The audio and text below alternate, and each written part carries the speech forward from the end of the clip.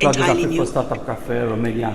For Minister Schallenberg, Federal Minister, please, since our last meeting last year in Slovenia, now we are able to see a progress on Danube free transit since Romania and Bulgaria joined Schengen area with water and air borders, as Austria accepted this enlargement so far. So what is the perspective for the completion of Schengen enlargement with land borders with Romania and Bulgaria? Well, thank you for the question. Number one, Austria is one of the staunchest supporters of Schengen. The Austrian people profit themselves each holidays. We will see it again now when they go to Croatia or other countries. So we are, as a landlocked country in the center of this continent, we are very much in favor of Schengen. But there's another side to it. We have again and again, year after year, been number one or number two on this continent as far as the numbers of asylum seekers are concerned per capita. Just to give an example, in 2022, 112,000 people applied for asylum. That would have been per capita in Germany over 1 million people, in France over 1 million people. And this is hard to explain to people in Austria, because we are surrounded by Schengen countries or Schengen associated countries like Liechtenstein and Switzerland. We are surrounded by EU member states, apart from Switzerland and Liechtenstein. But the people are not coming from there.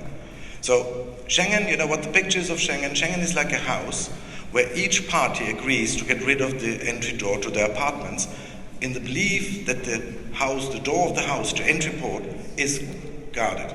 And it is not the case. If you have countries in the center of this continent, like Germany, like Austria and others, on a regular basis being affected by high rise of migration, then something is wrong with the system.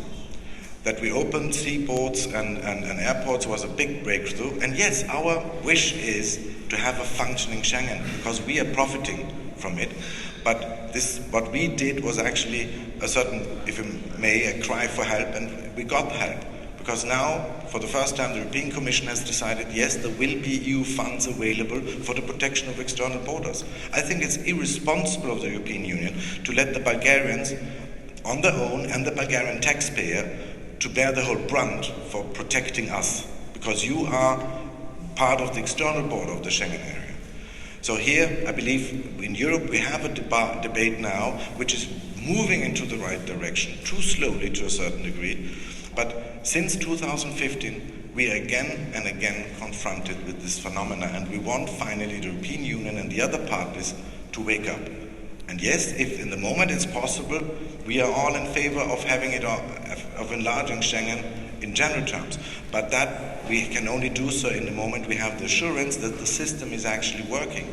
75% of the people reaching Austria as asylum seekers have not been registered anywhere. So we have tens of thousands of people crossing this continent, getting to Austria, while we have a war raging 500 kilometers away, and nobody's taking the personal data, fingerprints, anything. This is not the situation we should, be neutral about. We have to do something. This is about our security.